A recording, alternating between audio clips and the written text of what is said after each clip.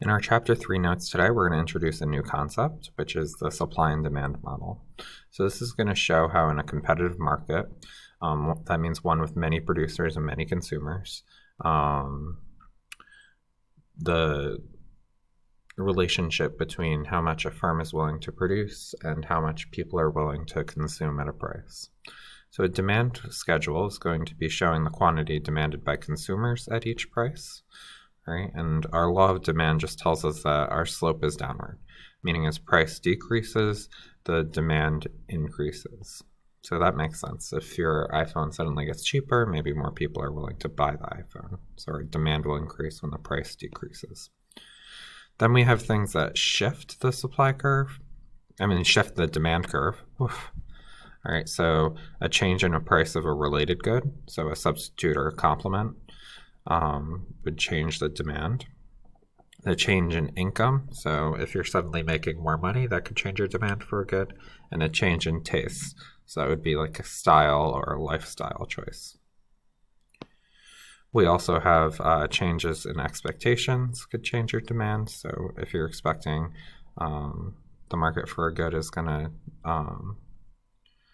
make it so it's cheaper, maybe you wait to purchase, all right, and a change in the number of consumers.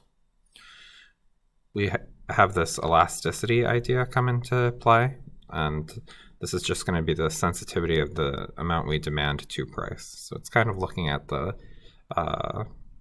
ratio of demand and price, and then drawing some conclusions for it. Substitutes, so those affect demand by if it's a good you consume in place of another. So for instance, Skippy versus Jif peanut butter. So the price of Skippy goes up, demand for Jif will go up, right? You'll substitute one for the other.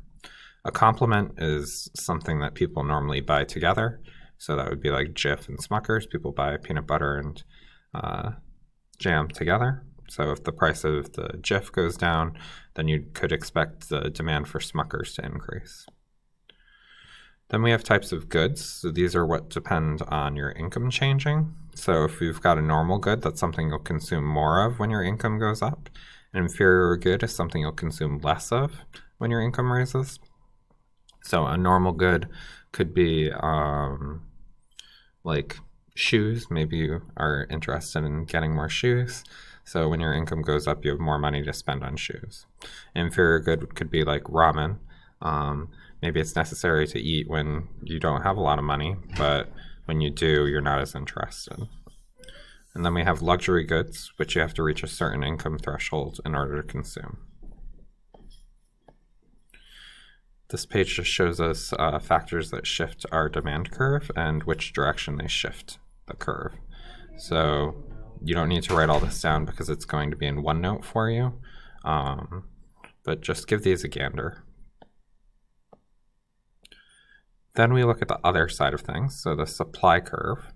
So this is people willing to produce the goods. So think about like Apple manufacturing the iPhones.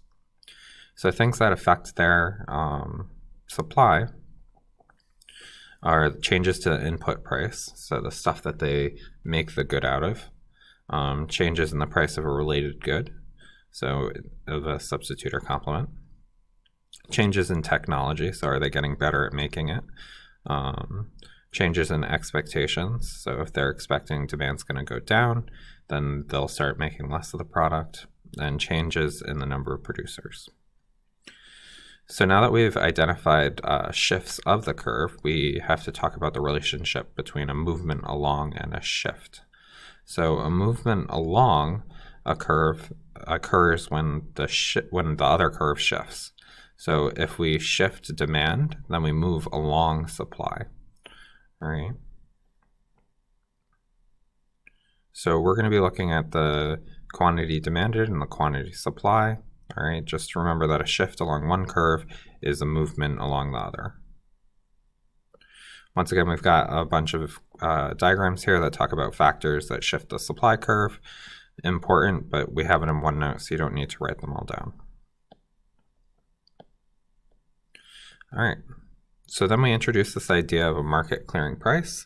That's going to be where supply and demand curves intersect, and that's going to be your equilibrium quantity and price. So if nothing changes, that's how much of the good will be consumed and the price that will be consumed at. Surplus is going to be if we've got a quantity that's supplied more than there is for demand, and a shortage will occur when we have less of it available than we have demand for. So for instance, if we have demand for a chocolate bar, we could have these two supply curves, all right, and if the price was, the intersection says that we have a price of $5 and 8 chocolate bars are demanded at that price. So notice we have our title for the graph, demand for chocolate bars. This should say supply and demand.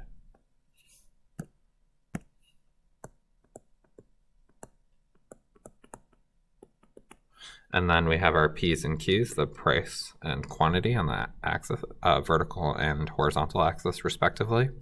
Our supply curve is upward sloping, our demand curve is downward sloping. Once you have those drawn, you mark your equilibrium quantity and price, Q0 and P0. All right, these shifts in supply and demand we're going to look at together in class.